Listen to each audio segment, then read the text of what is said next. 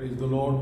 இந்த காலவேளையிலும் மறுபடியும் உங்களை சந்திப்பதில் மிக்க மகிழ்ச்சி அடைகிறேன். இந்த நாளிலும் நாம் ஒரு வேத வசனத்தை தியானிப்போம். எபேசியர் 4:27. எபேசியர் 4:27. பிசாசுக்கு இடம் கொடாமல் இருங்கள். பிரியமானவர்களே, இங்கே பவுல் எபேசு சபைக்கு எழுதுகிறாரு, நீ பிசாசுக்கு இடம் கொடாதிருங்கள். பொதுவாக நாம் நம்முடைய வீடுகளில் ஒரு திருடன் என்று நமக்கு தெரியுமானா திருடனை வீட்டில் ஏற்றுக்கொள்ள மாட்டோம். ஒருவன் எங்கேருந்தோ கொள்ளையடிச்சிட்டு வருகிறான், கொள்ளை பொருட்கள் அவன் கையில் நிறைய இருக்குது, அவன் கையில் நிறைய வெளியேறப்பட்டதான பொருட்கள் இருக்குது அப்படின்னு சொல்லி அவனை ஏற்றுக்கொள்ள மாட்டோம். காரணம், ஒருவேளை அவன் கொள்ளையடித்துட்டு வரும்போது யாராவது பின்தொடர்ந்து வருவார்களானா அவன் நம்முடைய வீட்டில் வந்து உட்கார்ந்து இருக்கும்போது அந்த கொள்ளை பொருளை நமக்கு பங்குண்டுன்னு சொல்லி நம்மையும் குற்றவாளியாக தீர்த்து விடுவார்கள். ஒரு கொலை குற்றவாளி அவன் கொலை செய்துவிட்டு தப்பி ஓடி வருகிறான், போலீஸார் அவனை பின்தொடர்ந்து வருகிறார்கள், அவனையும் வீட்டில் ஏற்றுக்கொள்ள மாட்டோம். எவ்வளவோ நெருங்கின உறவன் முறையாக இருந்தாலும் வீட்டில் ஏற்றுக்கொள்ள மாட்டோம். என்னை காப்பாற்றுங்க அப்படி சொல்கிறான், கொலைகாரனை நம்ம என்ன செய்ய மாட்டோம், வீட்டில் ஏற்றுக்கொள்ள மாட்டோம். இப்போ இப்படிப்பட்டதான காரியத்தில் நான் ரொம்ப கவனமாய் காணப்படுகிறோம், இப்படிப்பட்டதான காரியத்தில் ரொம்ப ஜாக்கிரதையாய் காணப்படுகிறோம். ஆனால் இப்போ சொன்னதான இந்த நபர்களை விட மோசமான பிசாசை நம்முடைய வீட்டில் ஏற்றுக்கொள்கிறோம். பிசாசு நம்முடைய வாழ்க்கையில் இடம் கொடுக்கிறோம். பிசாசு நம்மை மோசம் போக்கும்படியாக அவருடைய ஆசை இச்சைகளுக்கு நாம் அடிபணிகிறோம். ஆகையினாலே தான் பவுல் சொல்லுங்க, நீங்கள் பிசாசுக்கு இடம் கொடாமலும் இருங்கள் என்பதாக. யாக்கோபு 4:10 இவ்விதமாக சொல்லுவார், நீங்கள் பிசாசு எதிர்த்து நில்லுங்கள், அப்பொழுது அவன் உங்களை விட்டு ஓடி போவான் என்பதாக.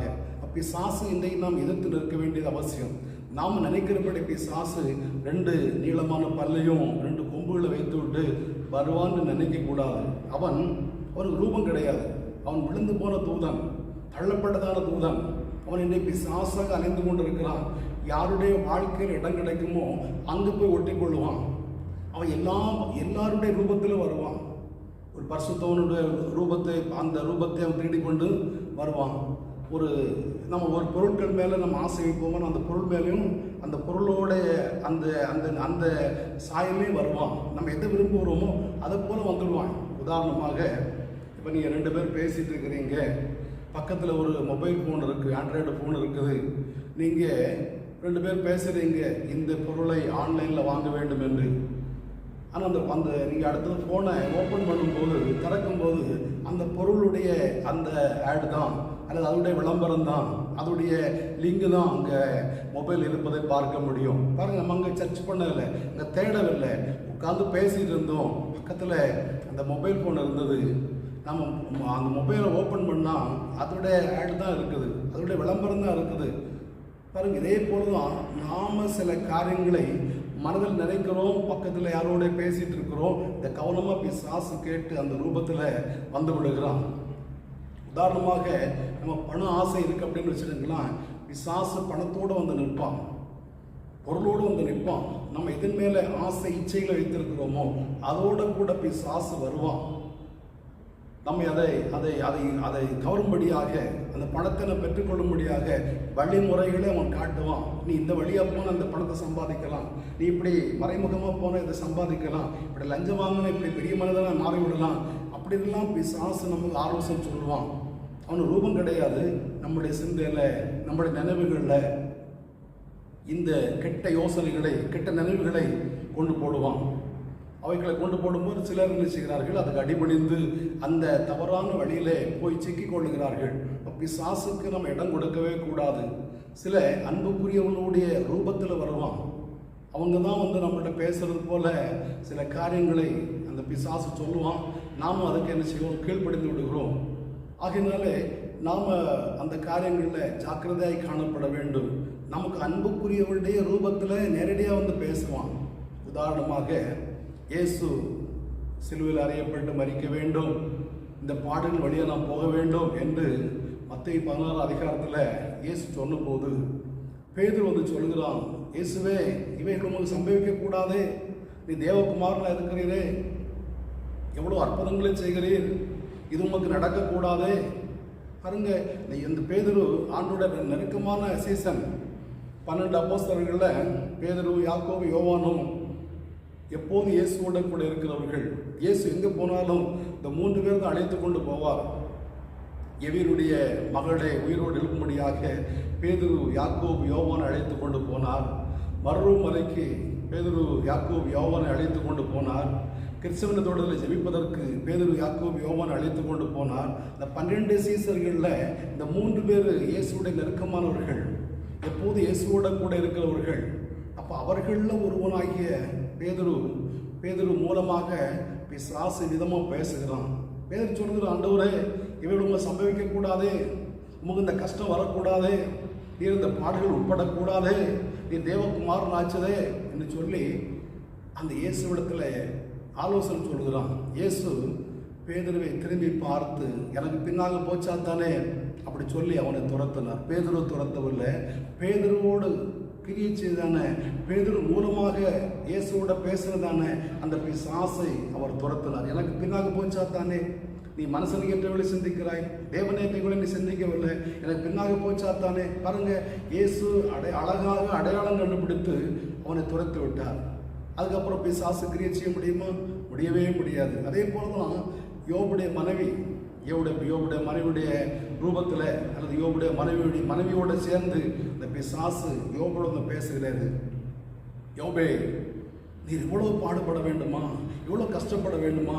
நீர் உத்தமன், நீர் சன்மார்க்கன், தேவனை பயந்து பொல்லாப்பு விலகிறவர், ஒவ்வொரு நாள் அதிகாலை எழும்பி பிள்ளையுடைய லெக்கத்தின்படி சர்வாங்க தகன பலி செலுத்துகிறவர், ஒவ்வொரு நாளும் ஆண்டவர் ஆராதிக்கிறவர், ஒவ்வொரு நாளும் அவருக்கு பலி செலுத்துகிறவர், ஒவ்வொரு நாளும் அவருக்கு பிரியமானது செய்கிறவர், உமால எந்த ஒரு தீங்குமே கிடையாது. ஆனால் நல்ல மனுஷனாய் உமக்கு இவ்வளவு பெரிய கஷ்டம் வரணுமா?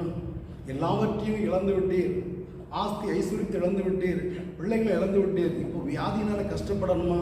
ஒன்று செய்யும், தேவனை தூசித்து நீ ஜீவனை விட்டுரும். தேவனை தூசி. இவ்வளவோ பக்தி வைராக்கியத்தோடு இருந்த உமக்கு இந்த கஷ்டம் வரலாமா? உமக்கு இந்த துன்பம் வரலாமா? நீர் இந்த பாடுகளை படலாமா? உமக்கு இந்த பிரச்சனை வரலாமா? நீ தேவனை தூசியும் அப்படி சொல்லி பிசாசு யோபுடைய மனைவி மூலமாக யோபோட பேசின போது யோபு சொல்கிறார், பைத்தியக்காரி பேசுறது போல பேசாத. பாருங்க, அந்த யோபு அந்த காரியத்தை சரியாக கண்டுபிடித்து பிசாசு இடம் கொடுக்காமல் அடிந்து கொண்டார். அதுக்கப்புறம் யோபுடைய மனைவி யோபுடைய பக்கத்தில் பேச வந்ததாக சொல்லப்படவே இல்லை. பாருங்க, இப்போ சில நேரங்களில் நமக்கு அன்புக்குரியவர்கள் அவர்கள் மூலமாக பிசாசு வந்து நம்மை மோசம் போக்கி விடுவான். அப்படியே அந்த நமக்கு அன்புக்குரியவர்களோட கூட பிசாசு வந்து அவர்கள் நம்ம மேல பரிதாபப்பட்டு பேசுகிறது போல அவர்கள் மூலமாக பிசாசு நம்மோட பேசி நம்மை விட்டு பிரித்து விடுவான். ஆகையினாலே நான் ரொம்ப கவனமா இருக்கணும். இயேசு இடத்துல கூட பிசாசு வந்தா பாருங்க, இயேசு பசியா இருந்தார், 40 நாள் உபவாசம் இருந்தார், ஒரு பசி உண்டாயிற்று. அந்த வேளையில் பிசாசு வந்து சொல்லுகிறான், இயேசுவே, நீர் பசியா இருக்கிறீரு, இந்த கல்லுகளை அப்பமாகும்படி செய்யும், இந்த கல்லுகளை அப்பமாக்கி நீர் சாப்பிடும். நீர் ஏன் பசியா இருக்கணும்? நீர் ஏன் துன்பத்தோடு இருக்கணும்?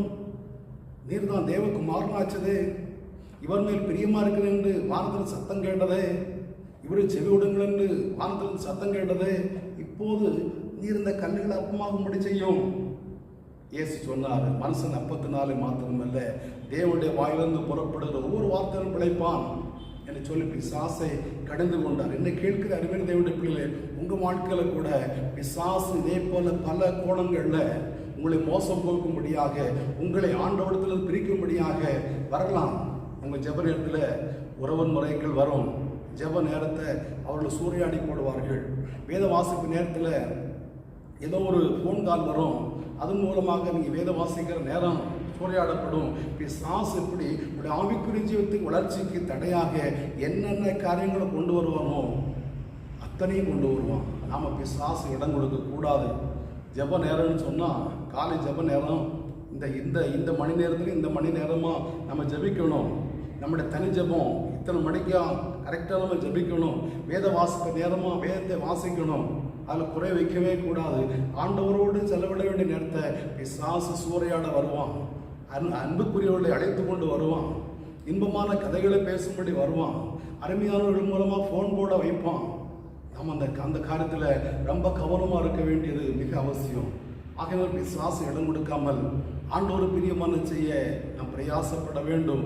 எவ்வளவு யோபுடைய மனைவி போல பிசாசு வந்தான், பேதுருவை போல பிசாசு வந்தான், இயேசுக்கு மேல பரிதாபப்படுகிறது போல பிசாசு வந்தான். ஆனால் இவர்கள் எல்லாரும் பிசாசு ஜெயித்தார்கள். நாமும் பிசாசு ஜெயிக்கிறவர்களாய் காணப்பட வேண்டும். அவன் இடம் கொடுக்கவே கூடாது. இவருடைய தந்திரங்கள் நீங்கள் தெரியாதவர்கள் அல்லவே என்று 2 கொரிந்தியருக்கு பவுல் எழுதும்போது 2:2 எழுதுகிறார். அவருடைய தந்திரங்கள் உங்களுக்கு தெரியாதவர்கள் அல்லவே, நீங்கள் அறியாதவர்கள் அல்லவே, அது உங்களுக்கு நன்றாக தெரியுமே எவ்வளவு தந்திரசாலி என்று. ஆகையினாலே நாமும் பிசாசுடைய தந்திரங்களை அறிந்து செயல்பட தேவன் நமக்கு கிருபை தருவாராக. ஜெபிப்போமா? நல்ல பிதாவே, நன்றியோடு துதிக்கிறோம், வாழ்த்தோம். இந்த காலங்களிலும் உடைய திருமுகத்தை நோக்கி பார்க்கிறோப்பா. பிசாசின் தந்திரங்களை நீங்கள் அறிந்து செயல்பட கிருபதாருங்க. பிசாசு இடம் கொடுக்காமல் இருக்க உங்களுக்கு கிருபதாருங்க. பிசாசு இடம் கொடுப்போமோ எங்களை ஏமாற்றி விடுவானே, வஞ்சித்து விடுவானே ஆண்டவர், வஞ்சக வலையை நாங்கள் விழுந்து விடாதபடிக்கு தேவன் எங்களை காக்கணும் ஜெபிக்கிறோம். இந்த வசனம் கேட்ட எல்லாரையும் தேவன் அந்த பாதையை நடத்துங்க. அப்பாவுடைய கரங்களை அர்ப்பணிக்கிறோம். இயேசு பிதாவே. ஆமென், ஆமென். ஆண்டவர் நம்மை ஆசீர்வதிப்பார்.